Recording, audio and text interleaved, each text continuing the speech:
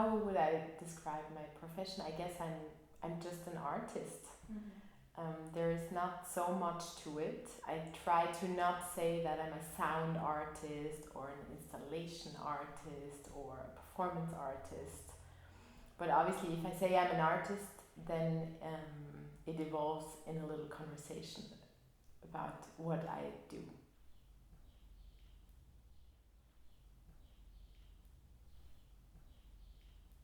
No, there is no one specific, or there is no specific reference in a main way. I guess it was many, many layers, and also many conversations and relationships that kind of led to what I do.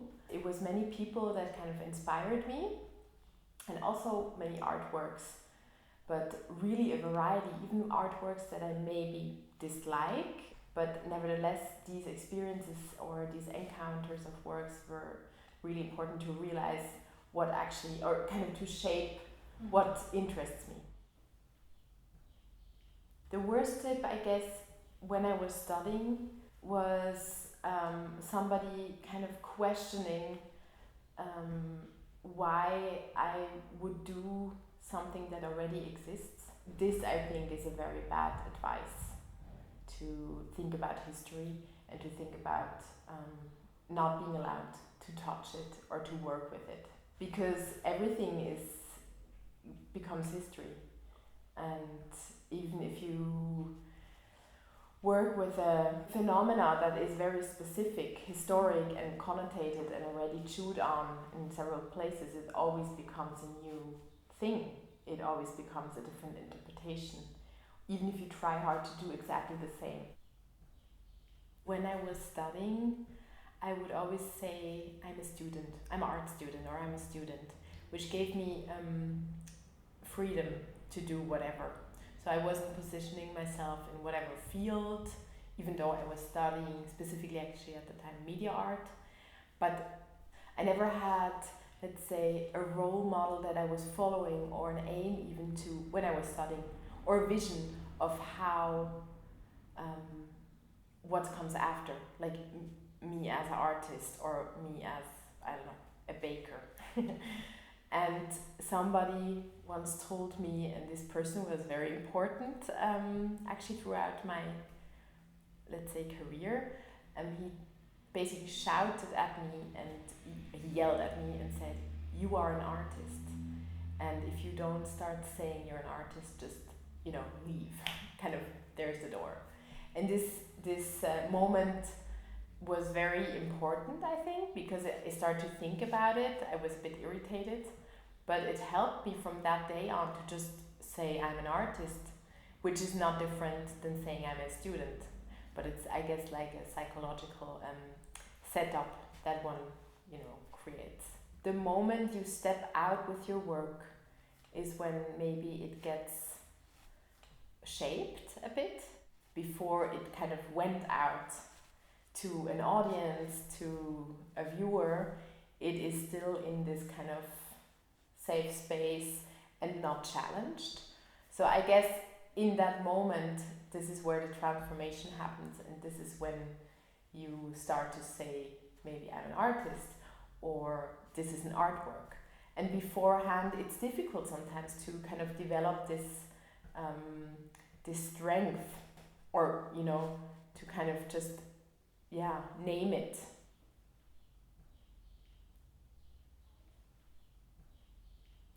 I guess it's we're nowhere still in the minds of people as artists, as acknowledging that this is work and that this is a job, actually, what we're doing.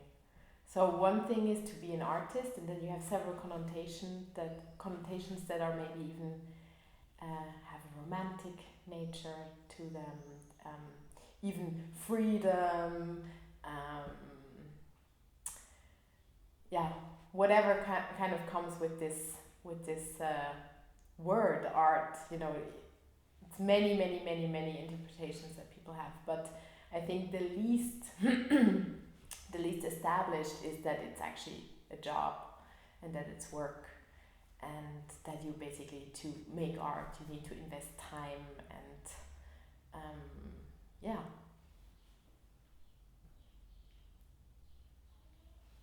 So when I started studying, the Bologna system in Europe, or let's say in Switzerland, was just established, very new.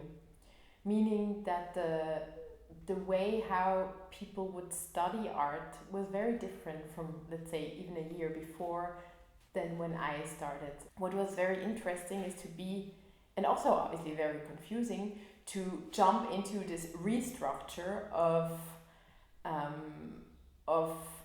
a study and like a department that kind of helps to shape works maybe of art, kind of guide people to becoming artists. And they try to create all kinds of parasite strategies to kind of free it up, because obviously the Bologna system as it was on paper didn't apply to this kind of field where you then have a exam or these, let's say, these administrative structures. Very bureaucratic. But then it also helped to think about obviously these kind of structures in institutions, but also kind of what it means to create a structure, let's say. We were kind of suddenly put into this relation because every semester the structures changed, they were adapting. And at that time I didn't maybe realize so much how this affected me, actually in a positive way, because I started to take this maybe absurdity and to create it in maybe something more environmental inside of the school. So I would ask friends and peers, like people that would study with me or even study in another department, to play music, to actually perform with me for fun. So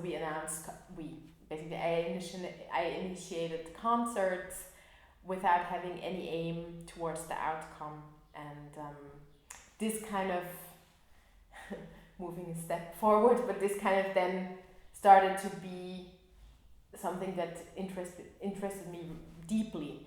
Let's say the recordings of these happenings, and I had a very socially intense study time. So there was the structure of school and there were classes, but actually all these years I was accompanied by friends. We lived together, we cooked together, we worked in school, we made things for other artists. We were kind of hired to maybe print works for them as like a little money job. So we would spend time even in the night in school to just print. So we just sucked the infrastructure out of this institution, which obviously in Switzerland we have amazing infrastructures. You can't find this anywhere in the world, I would say at this point. And sometimes it's difficult to acknowledge this fact that you actually have everything on the tablet. And yes, it is difficult if you don't have a specific aim with the work to use it from day one. But we just kind of used it, and there was not, let's say, so much from my point of view, not so much identification with the institution, you know what I mean? So there was the art school, but it's not that I kind of, even until today, it's not that I feel I came out of this academy, but this helped to really work and try out things and maybe fuck it up, and so I think to really use this time of studying when you're in the cultural field, it's more than precious, because whatever comes afterwards, you don't have this space with infrastructure and time where you can just develop and try out things and actually run into a wall.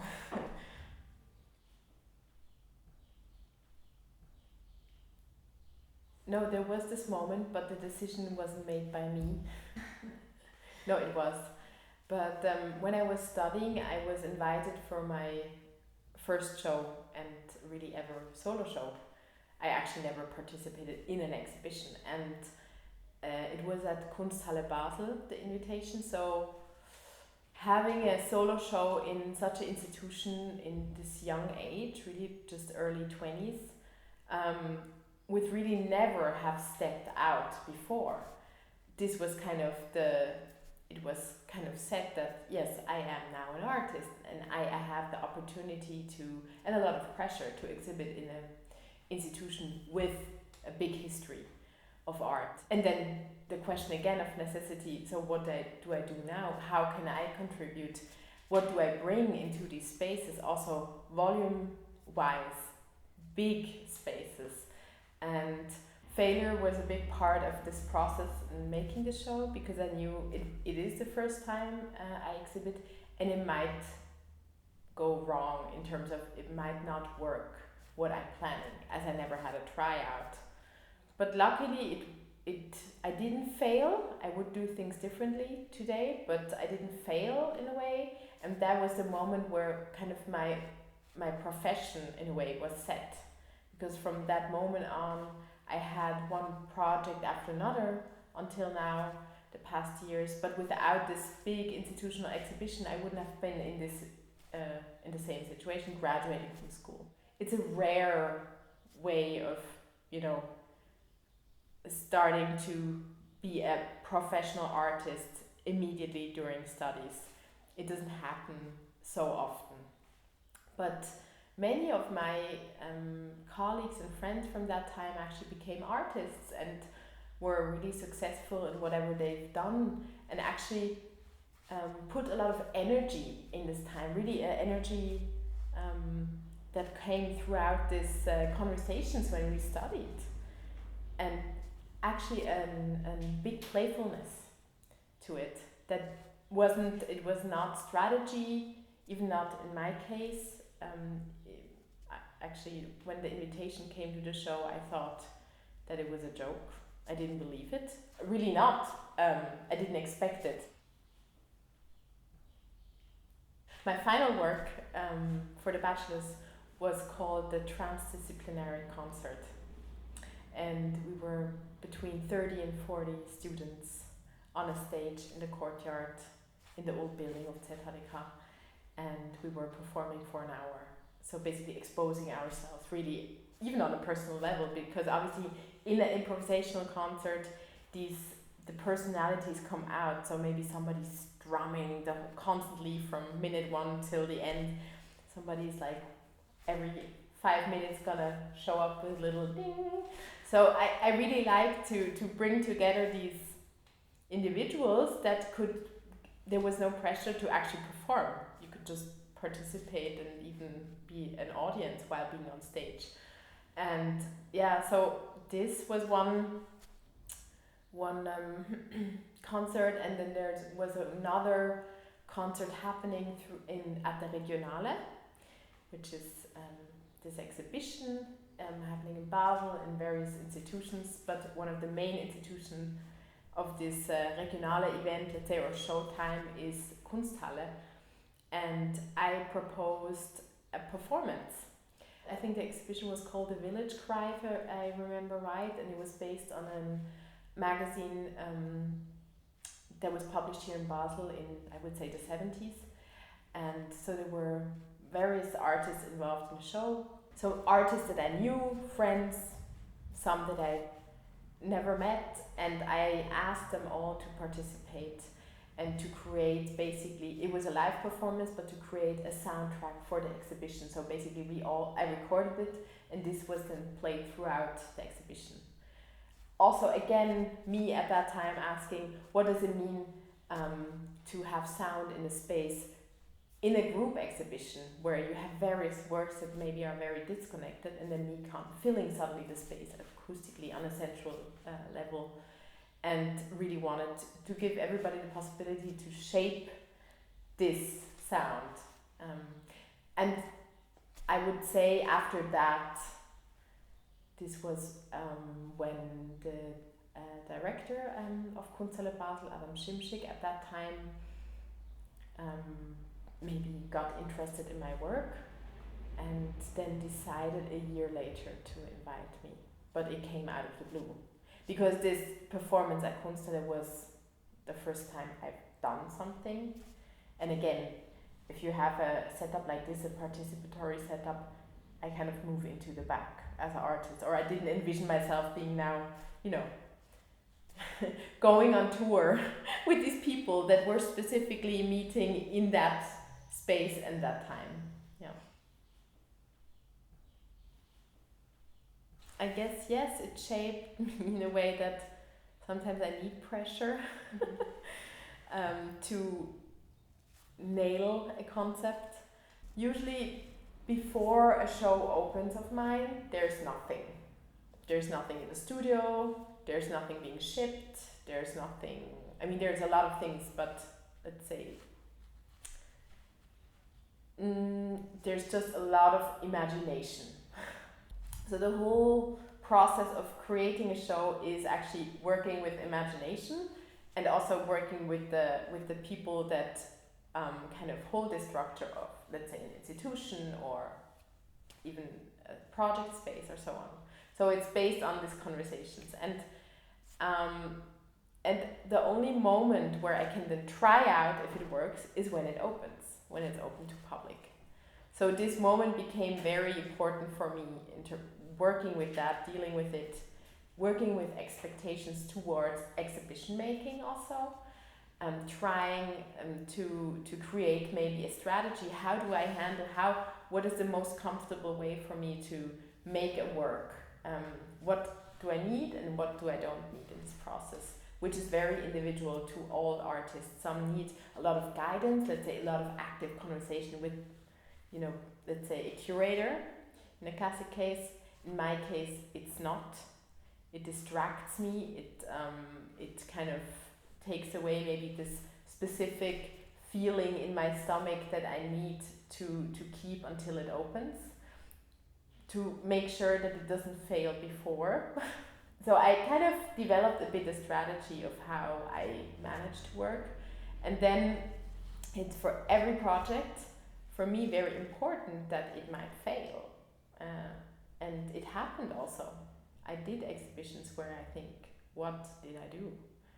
And that I'm not proud of, and but it's out there, the information. So I never had really a dry phase. And I think, so I really make art for a space. And if there's no space at that time, I don't.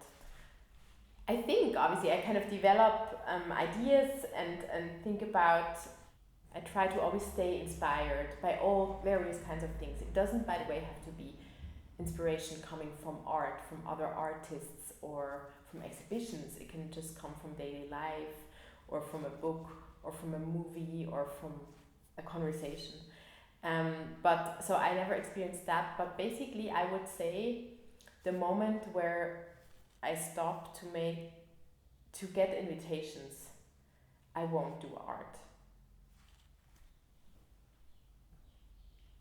It was a fluid process. There wasn't just this graduation and then what's next. So I was well prepared, I have to say, but also luckily well prepared. I didn't have a plan.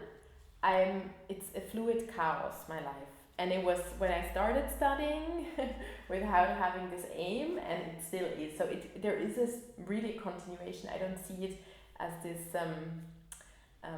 contained bubble of time, the study time. So I basically fell out of school. I graduated from my MA and continued to make work and travel actually a lot at that time. And this was very interesting and important to go to different places, meet different people. It was kind of layers of information. And what also happened, I mean, I graduated and then immediately after I became a mother. That adds up onto my fluid chaos. That also was just part of this process that I kind of took with me. Didn't become my work, but became part of my life as well. But maybe what also had an impact is that I was running this space called Elaine together with Tenzing Barshi, Scott Cameron Weaver, and Nicolas Dietrich. And it was allocated to the Kunstmuseum Basel, to the Gegenwartskunstmuseum at that time. That was the name. It was in the courtyard.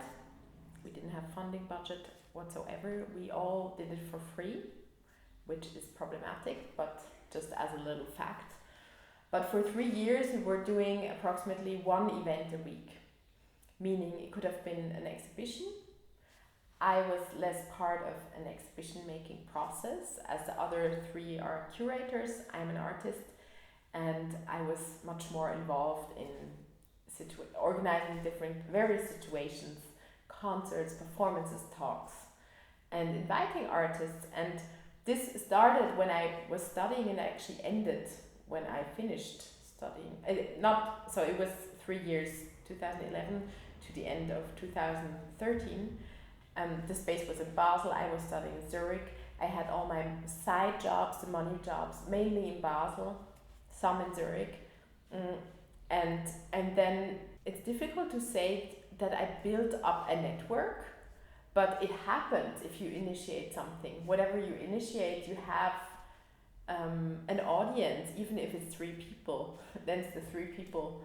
But I think this experience with running a space called Elaine was very important, and also showed me, then you always have this trial, this situation where then you go public or something else happens.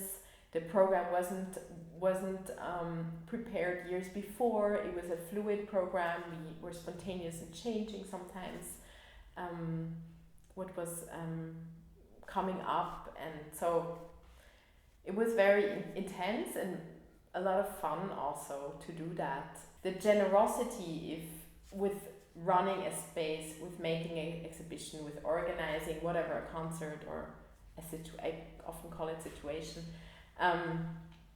This, I think, has a big impact in how you basically then go on, step forward with the next process of making work, but also gathering possibilities of, possibilities of exhibiting, let's say.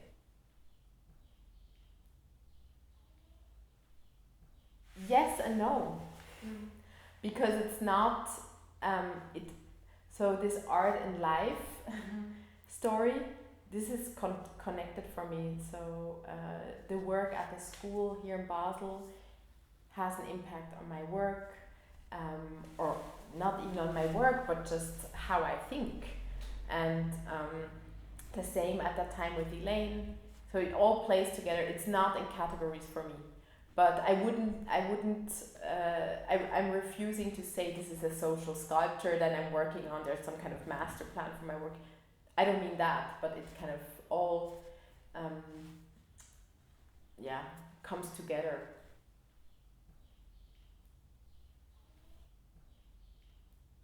So I never based my,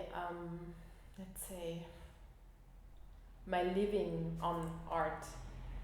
From the moment on when I was starting to study, like first week, I was always working approximately 50% to just earn money, to kind of just have a living.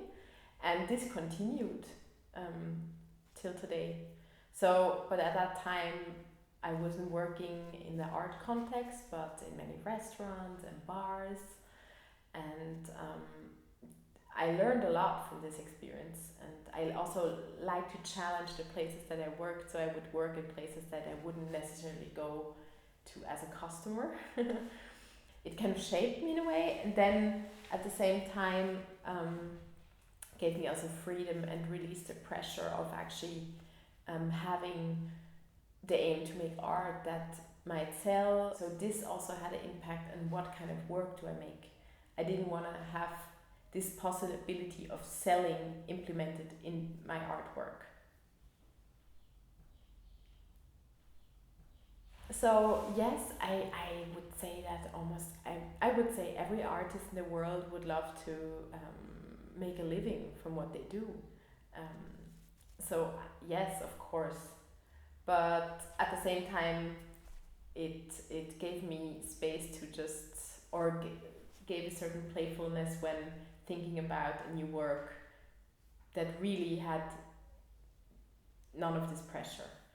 I think about ways sometimes to still make an income from this, let's say, the artistic, the cultural field, but this is a new thing. This came after a couple of years living in Switzerland, where public funding towards arts is still existing and not just existing. It is the base of many initiatives happening in this country. So people that ask themselves, Switzerland is so small, but there's so many art projects and off spaces and initiatives. The basis of this is money and the funding, you know, that kind of makes this possible. And I was lucky to receive literally almost every year of my life as an artist an art prize. But I would say 80% of them I didn't expect and I didn't apply. They basically just flew at me. Or for instance, once I was applying for Swiss Art Award and then I ended up to receiving another prize that I've never heard of before. I was rejected for the Swiss Art Award, but I got elected to win a prize. This was just overnight. And this amount, to name it, it was always between 10 to 20,000 Swiss francs per year, these prizes. And these were basically my income. They helped to actually make it possible for me to make work. Because I became a young mother, and without having an additional support to my money jobs, like kind of this bundle of money, it wouldn't have been possible. But this again was just by chance. Obviously I can't expect that every year of my life I'm gonna win a prize or get some kind of project in public space where I can earn this amount per year. But this really saved me of grounding, because I wouldn't do I wouldn't give up, let's say, my kids for art. I wouldn't, I need to have food to live. So this kind of, what is important to me, it's clear that there's a line where if it's not possible for me to exist, then I cannot make work anymore. So basically I was working for free, making many exhibitions for free, having non-income for free coming from this exhibition, so no selling of works, etc. But then at the same time I would have one prize a year that made up for all this work, from my perspective. So it's really problematic for me to say that to students, but usually do, in terms of just money, to not rely on art, to really find a strategy where you have a job that gives you safety. Maybe you're not paid well, but at least you have a job, and where you can rely on just the basis of, you know, existence. And if this is organized, then you can make work, and not the other way around. Because this then helps post-studying to exist in a way. Because there is only a very small percentage of artists, and I'm not part of them, that actually really make money from their work and really have an income on a monthly basis or so, or a yearly basis. It's an ideal thinking of, yes, this should be the situation, but in fact it's not. So until we're actually reaching the point where I can honestly say, don't worry, do your art, use the space, and just rely on that it will work after studying, I can't do that.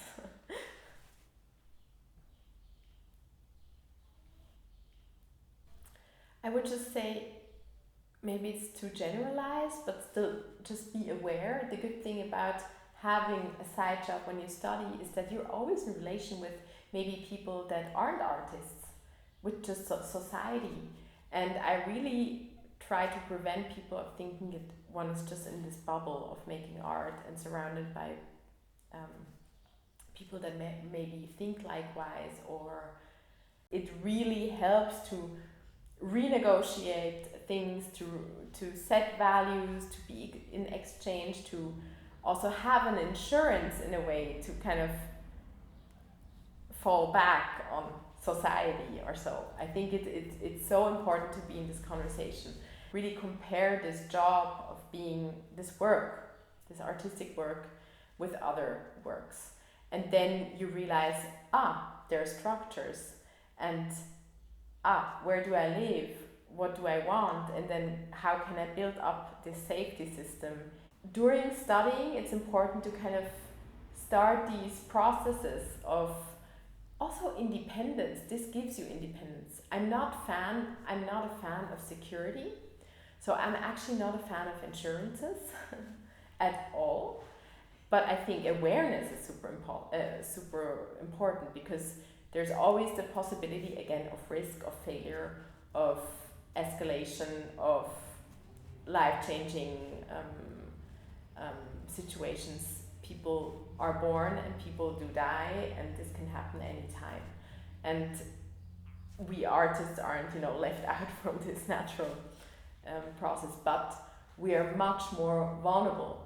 And I think to constantly speak about it is important, to be transparent about it is important, because otherwise people aren't aware. People that invite you to do something, to work in their space or be part of a program, they don't know about the reality of your daily life. They don't realize that you are not paid to answer the emails they send you. They are paid to send you emails, you are not. And this is really a fact that it's not in our heads. And often it's not even, there's no bad feelings involved, but people just don't know.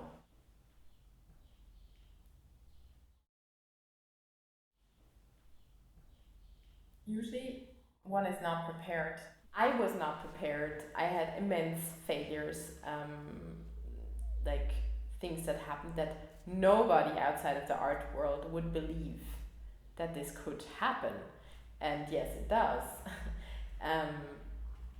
And so I think I can only speak for myself, being part of the Art Institute in Basel, that I try to prepare to not have this before and after situation, to speak about things, but also encourage to use this time before. But I'm really speaking about thinking freely, producing freely, working freely, without boundaries, but at the same time to just really develop an independence. Okay, what is important to me? Why do I do the things I do? And if you answer these questions for yourself, you start to build up a structure, and in connection to that, one can get prepared and supported by, let's say, people working at the Art Institute, teaching, etc. But there's no specific guideline. For example, so if I do an exhibition, I usually have a technician involved, and this person has an hourly rate. I mean, I can't pass someone for free. So it's good to think about this hours of work. So what does it mean? How many hours do I put in? Obviously, we artists, nobody could pay us. This is too expensive. We have so many hours that we work on a project, you won't find funding for this. But to think about it, to again mirror this situation, this helps to kind of get an awareness about what it means to work, to make work. In the beginning, in the first couple of years, I never earned anything, no fee, no nothing. And even now, the fees I get are absurd, mostly. I always ask. Often I get a no as an answer. But I do have big production budgets. I cannot complain. But part of these production budgets, or let's say a part, is always this fee or this inexistent fee. And this is a problem because, as I just said, I can hire someone working with wood and they get their salary. I don't. Pricing the work, I've learned there's sometimes you can apply the rule of having a third of a price is the production of a work. This is how you can add up. But if you start your career, you shouldn't go, even if you really are desperately in need for money, even if it was expensive to do the work in terms of material, but also in terms of labor, it's important to have a low price because you cannot go down. So if you're too high, yeah. But I was not trained about this, and I was also never thinking about this until I got into a situation where I needed to, where a museum dropped a very powerful museum, one of the most powerful museums in Europe, dropped me after 1 year production without exhibiting. So 2 weeks before it should have opened. And I was still studying, I didn't have a studio, I didn't have a gallery, I didn't have a lawyer. And I was standing there with, actually, I needed to pay people. And I didn't have money. So, and then suddenly, for the first time in my life, I had to sell a work. And I had to sell it expensively because otherwise I couldn't pay the people. So in this process, I actually stepped in, or let's say I was invited to be in a program of a gallery. I think if this wouldn't have happened, I don't know if I would have a gallery today. I never felt for myself the urge to be represented by a gallery. But suddenly I realized the impact just by having a gallery, like somebody representing you, what it does kind of socially in this art world. It's like if you would have your parent accompanying you or something, which doesn't work in the art world. But still, it's a psychological phenomena that you have a backup when you have a gallery. Nothing else. It's nothing else to it. Yes, if you are an artist that works commercially super well, then yes, you have an amazing backup, people selling you, but otherwise it helps in other means. And in that process of basically being dropped really dramatically and having just left alone with a situation that I've never been into before and very unexpected, I got represented by a gallery that had just opened, and they helped. And it was a process of a couple of years to actually sell this work. What is really, really nice if to think about selling a work is this certificate, because one can embed everything as an artist in a certificate. You can still say how much value your work has, and you can define what this work, how it should be presented. So suddenly this contract, in a way, this guideline, this certificate, it gets part of the work in the decision making. Is this important for me?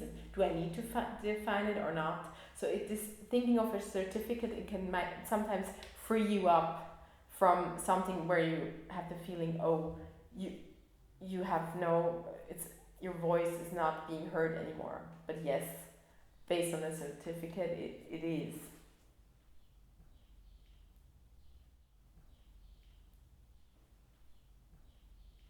I mean, this sounds really like preaching, but I would just say believe in yourself, but also not put everything on this, how do you say,